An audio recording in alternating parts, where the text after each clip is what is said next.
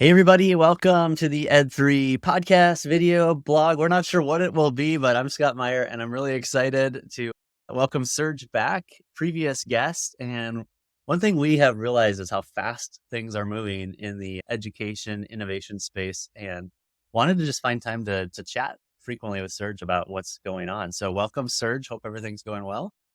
Yeah, everything's good over here in London. Really excited to be sort of doing weekly conversations and getting a bit more into these topics.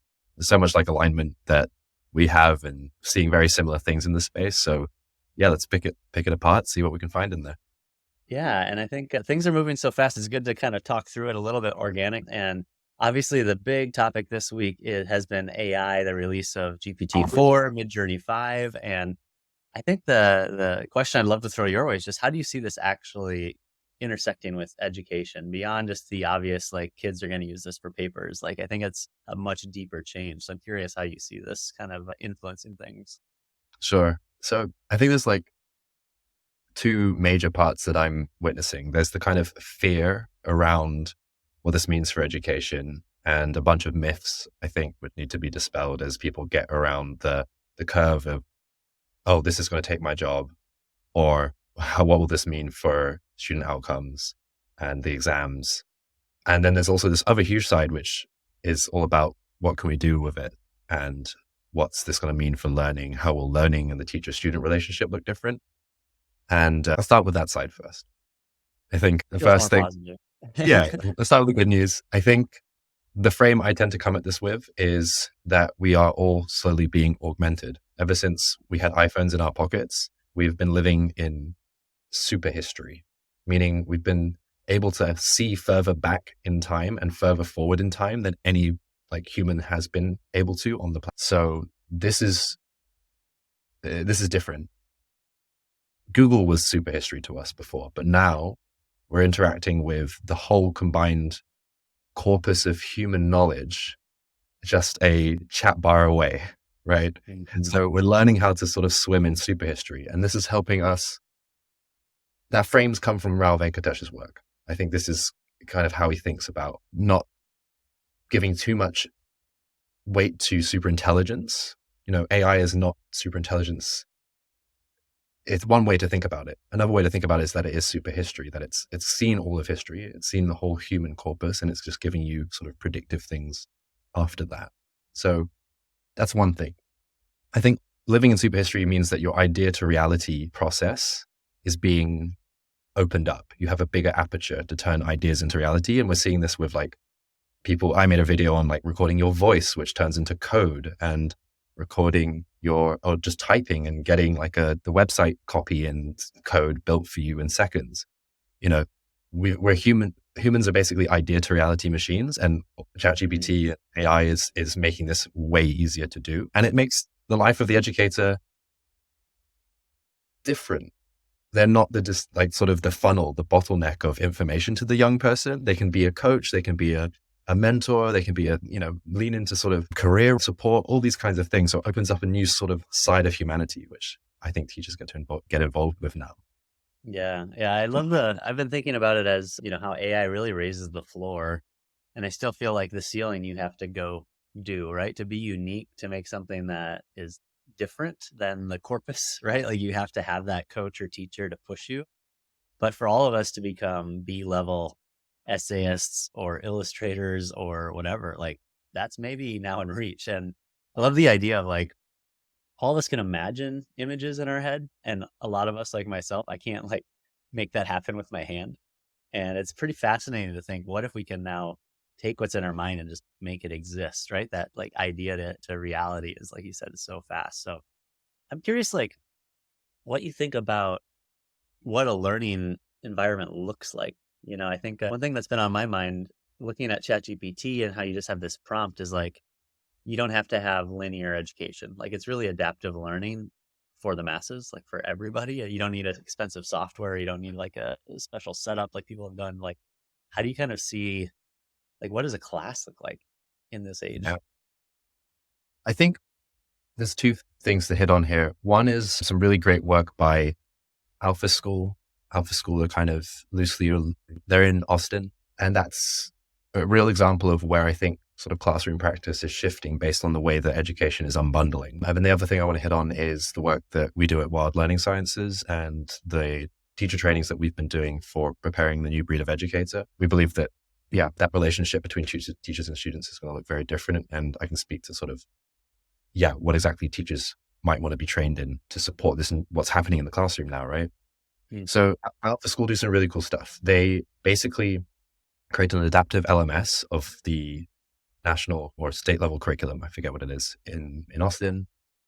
Their students basically do 2 hours a day in this adaptive LMS, just repeatedly going through past exam questions. If you want to ace the exams, that's what you do. You reverse engineer them and you do as many exam questions as you can. That's kind of like a known thing. So they've unbundled the traditional curriculum in such a way that if you just do a couple hours of that in the morning with someone who's a facilitator and can see when you get stuck on a problem for too long, you can just raise your hand and say, I'm having problems with this maths puzzle or this maths question. Can you help me out? And they'll come over. So the role of the teacher's already different there, right? Because the young people are just like doing puzzles and quizzes and past paper and questions and just getting it done. And then the rest of the day, they're doing projects and speaking to industry experts. They're, making video games and building a portfolio. They're doing all the great stuff. And Alpha School managed to do this and still deliver on like 2x outcomes, which means that they do the national curriculum in like half the time, just on 2 hours a day. So that's one like concrete example of how the classroom is different just with an adaptive LMS. And that basically frees up a bunch of time for young people to do stuff, right? And so what are they going to do in that time? How can teachers support? I think teachers are shifting from the bottleneck of knowledge and information. Previously they were the mouthpiece at the front of the classroom. Mm. And the sort of skills and competencies that we train educators now at Wild are three things. The first is to notice and speak about their own self-leadership in terms of learning power. So can I speak about how I'm evolving as a learner to achieve the goals that I want to? Can I do that about myself first and what's blocking me from doing this in this language we call learning power? And then can I help other people to think about themselves in terms of learning power so that they can develop self-leadership, basically. Mm-hmm. So self-leadership is the first thing. Like, can I notice this in myself? Can I support someone else to do this? And like remove the blockers for self-leadership. Second piece is learning relationships. So as a young person, it's really great when I'm connected to mentors and coaches and facilitators, people in industry, people older than me, mixed age groups. And then as a teacher, that's now my responsibility to build that web of support around a young person. So that's the second thing we train educators to do, is to say, cool, you have a goal, you have a project, you're trying to get into this university or this industry. Great, I'll find all those people for you and scaffold them around you, make introductions, that kind of stuff. And the final piece is basically systems thinking and complex problem solving. So systems thinking is generally regarded as like a subdiscipline of engineering, but it's more of a way of thinking about concepts, information, knowledge, people, and the relationships between them. And so it's a way of looking at the world rather than just like a subdiscipline of engineering. And so if you're helping young people to make sense of the world through systems thinking, they're getting deeper understanding of the world and the nuance of like the relationships between the knowledge and the people that they're meeting. And then you're also assisting them to be able to be complex problem solvers because they can start to see the dynamics at play between, maths applying to some problem they see in their community, like, I don't know, Mm-hmm. food shortage or like a flooding or something. They can make these connections for themselves, right? So those are the three things I think educators need to get skilled up on. So, and let the AI basically do all the content. Like you said, it just comes freely to them. Well, it's interesting to think, there's teacher shortages, people not going in the field. Like, it's interesting to think about teachers as coaches, and maybe I don't need to go learn, government or social studies as like a discipline, right? Instead, I can focus on social emotional learning, on mentorship, on like kind of the stuff that teachers are now being like thrown on top of their normal job, right? Like, you're also a counselor, you're also a nutritionist, you're also like a friend, like whatever else it is. It's like, maybe those can just be the thing, right? That's kind of fascinating to think about. And that maybe that opens up the field up to more, more people. I've been thinking a lot about, because I do a lot of online classes, and just like, I'm a big fan of nonlinear classes, so more adaptive, but I'm even now feeling like maybe the course is not the right package that we put learning into.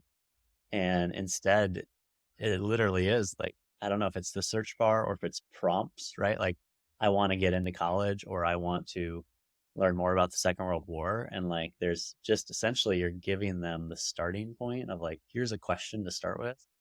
And then it rolls out from there. And you have, embedded marks of achievement, like standards that you've learned. Like I can prove I have credential, micro credential, I've learned this one thing, but it almost comes up like organically, like a gold coin in Mario, right? Where like I'm asking questions and diving in, all of a sudden I get like an XP because I now like learned something that's on the test in 2 months or whatever without even knowing I was going to.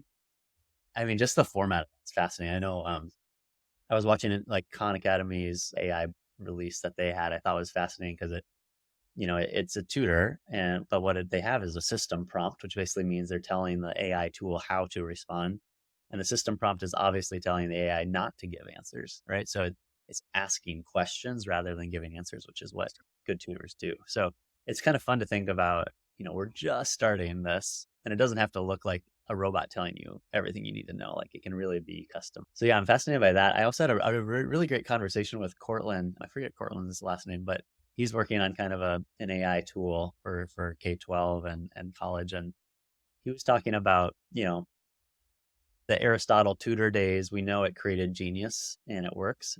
But when we wanted to make everyone literate, like that's where industrial education came in. And we created a system so that the floor again was raised. And if we think about AI as the Aristotelian, I can never say that word right, but the right tutor, that's pretty fascinating. So we have like the baseline, everyone's going to be literate. You're going to learn the things you need to survive. And you get this one-on-one where they actually care about what you care about and drive you towards that. So I don't know. How do you think about kind of that tension, I guess, of like bringing this personalized element into a system that's not built to be personalized? Right, right. Yeah, I think this is sort of